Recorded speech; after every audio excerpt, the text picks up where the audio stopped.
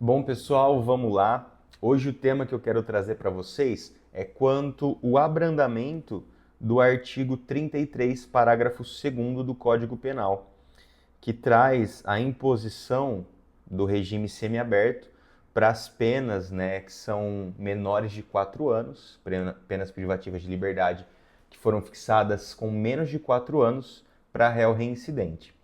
O que acontece? Quando a gente verifica o nosso ordenamento jurídico, nós temos três regimes de cumprimento de pena no Brasil. Então, nós temos o cumprimento de pena no regime fechado, que é aquele regime mais recrudescido no estabelecimento penal. Nós temos o cumprimento de pena no semiaberto, que é aquele estabelecimento do sistema penal também, que a pessoa fica no cárcere, ela fica na penitenciária, mas lá as regras são mais maleáveis, ela passa mais tempo fora da cela, ela pode trabalhar dentro do presídio, da colônia penal, ela pode trabalhar fora da colônia penal. E nós temos o cumprimento no regime aberto, que a pessoa, por não existir albergue no Brasil, a pessoa cumpre a pena na sua residência, com algumas condições que ela não pode descumprir, certo? Então nós temos esses três tipos de regimes de cumprimento de pena no Brasil. E o Código Penal, vou até abrir aqui para ler para vocês, eu acho importante a gente trabalhar com a leitura para ir mecanizando isso na nossa cabeça. Então, o Código Penal, lá no artigo 33, abram aí, Código Penal no artigo 33, nós temos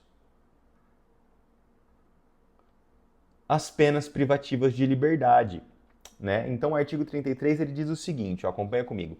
A pena de reclusão deve ser cumprida em regime fechado, semiaberto ou aberto, que eu acabei de trazer para vocês. A de detenção em regime semiaberto ou aberto, salvo necessidade de transferência a regime fechado. Então, considera-se, parágrafo 1º, a gente vai pular. Vamos para o parágrafo 2º, que é o que a gente está buscando aqui nesse vídeo. Parágrafo 2º.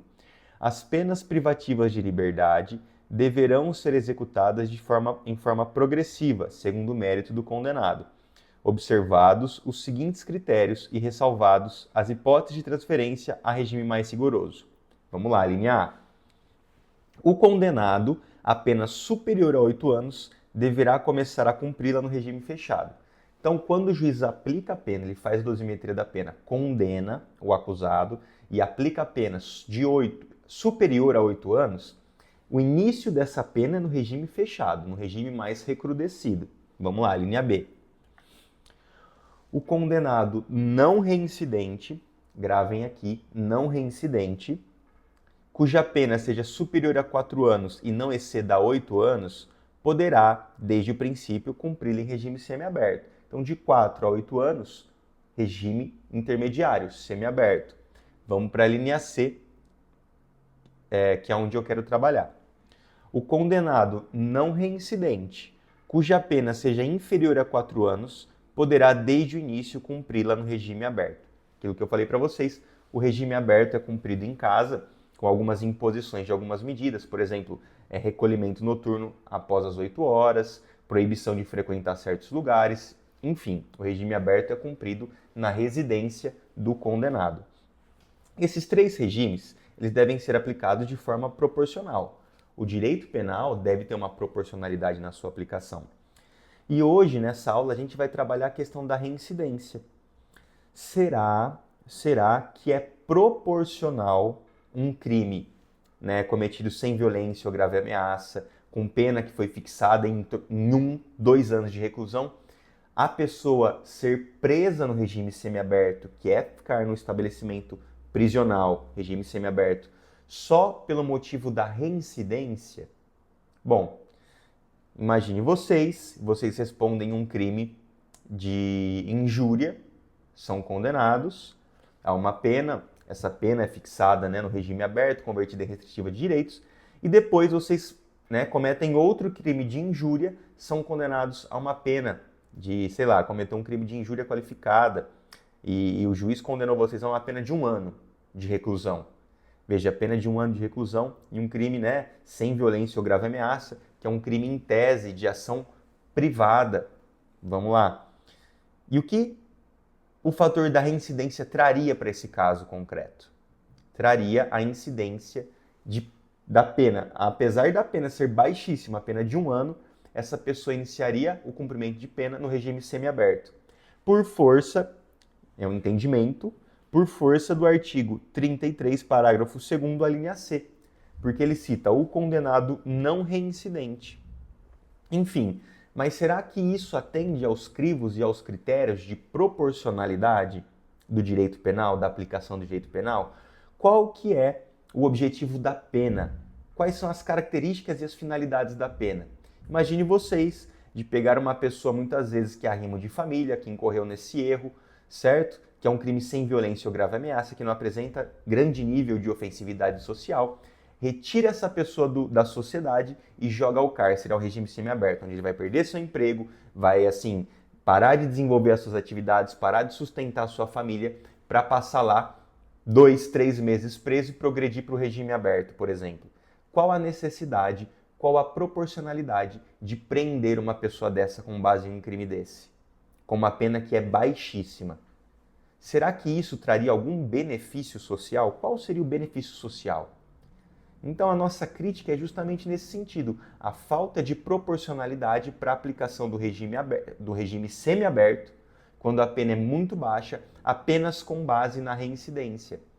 A reincidência é um fator que deve ser observado sim para a fixação de pena, mas ela deve atender aos critérios e aos princípios da proporcionalidade.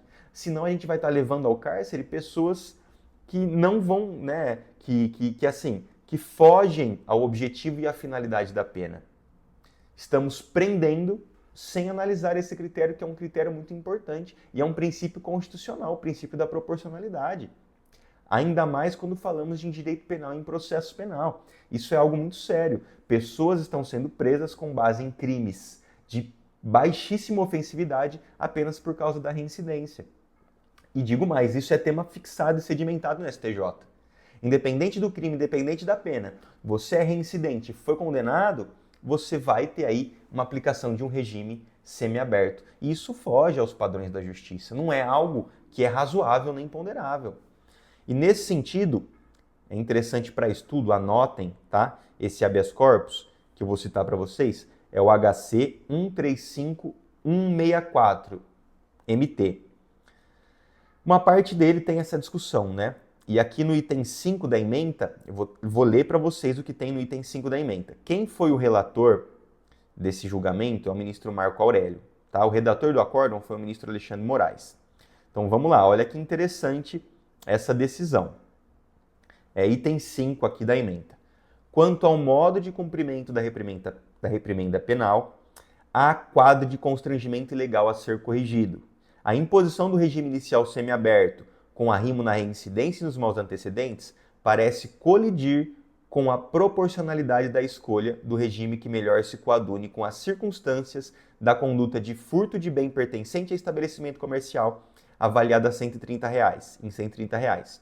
Ainda, a exceção dos antecedentes, as demais circunstâncias judiciais são favoráveis, razão porque a pena base fora estabelecida pouco acima do mínimo legal, de modo que o regime aberto se amolda à espécie. Ordem de habeas corpus concedida de ofício para fixar o regime inicial aberto para cumprimento da reprimenda. Isso foi uma decisão do STF, que utilizou o princípio da proporcionalidade para combater, para tirar, para reformar essa pena, que era uma pena baixíssima, estava com início no regime semiaberto e converteu para início no regime aberto. No nosso dia a dia, a gente se debruça muito sobre essa situação. Por exemplo, em crimes tributários. Se uma pessoa já foi condenada com base em um crime tributário, que é um crime sem violência ou grave ameaça, e é condenada novamente, ela, provavelmente, o juiz, se condenar a uma pena de 1, 2 anos, uma pena baixíssima, vai ser 3 anos, 3 anos e meio, uma pena inferior a 4 anos. Seja o crime que for, essa pessoa tiver a reincidência, o juiz vai fixar o regime semiaberto com base no artigo 33, parágrafo 2º, a linha C. Mas o que estamos trazendo nesse vídeo é que isso fere a proporcionalidade, fere o espírito da aplicação e a finalidade da pena. Não tem sentido prender uma pessoa com base nessa reincidência em um campo abstrato. É preciso trazer isso para o campo concreto e analisar se essa aplicação do regime semiaberto se coaduna ao caso, se coaduna a personalidade dessa pessoa ao crime por ela cometido. A reincidência única e exclusivamente não pode fixar um regime semiaberto. Por quê? Porque aí estaríamos banalizando a pena, que é a pena mais pesada que a gente tem no ordenamento jurídico. Não estou dizendo que essa pessoa tem que ficar impune. Não. Cumpra serviços, preste serviço à comunidade, pena de prestação pecuniária, cumpra em regime aberto, sim, mas que pelo menos ela possa trabalhar, possa sustentar sua família. Porque retirar uma pessoa dessa da sociedade, que não apresenta gravidade, não apresenta risco social, e não cometer um crime grave, é um ônus a mais, porque os nossos tributos, os impostos que pagamos, que vai sustentar essa pessoa no cárcere. Aumenta o ônus social, essa pessoa ela não vai ter bons exemplos, pode enviesar para caminhos que são caminhos nocivos, vai passar um evento traumático na sua vida e muitas vezes retorna para a sociedade ainda pior. Pode perder a sua família, perde o seu emprego. Cadê a proporcionalidade disso? Por exemplo, um crime de injúria, que é reincidente. E um crime tributário, que muitas vezes a pessoa não tem nem o dolo e a intenção e é reincidente. Nos crimes que cabem a transação penal ou a NPP, que não é mais ofertado pela questão da reincidência, fixar um regime baixo, de uma pena baixa, inferior a 4 anos no semiaberto, apenas com base na reincidência, é romper com os princípios do processo penal e do direito penal. Então a gente tem que lutar com isso. Gravem aqui esse habeas corpus, que é um habeas corpus importante, e a gente precisa pontuar isso para o judiciário. O que estamos enfrentando hoje é um número muito grande de processos que tramitam nos tribunais superiores e eles não estão se debruçando sobre esses casos para decidir realmente uma vida. Estão decidindo mais um número de processos, aplicando teses que foram fixadas em um teor abstrato. E isso não pode acontecer. Essa é uma briga da advocacia, essa tem que ser uma briga da OAB e a gente precisa se insurgir contra isso, porque isso traz mais ônus social, onera mais a população, a sociedade, e não ajuda e não contribui em nada. Então, espero que esse vídeo tenha trazido para vocês uma noção, né, do que a gente busca, do que a gente vem trabalhando para reformar no judiciário. Isso precisa de que muitas pessoas busquem dessa forma, porque só assim a gente consegue mudar, construir um novo entendimento, sedimentar uma nova jurisprudência. Então a nossa luta é essa. Busquem sempre abrir a cabeça para os princípios do processo penal e do direito penal, para que a gente possa construir teses robustas e que realmente façam sentido no nosso campo de atuação. Espero que essa aula tenha sido, de algum modo, auxiliado vocês, e fica aqui o meu abraço. Até mais.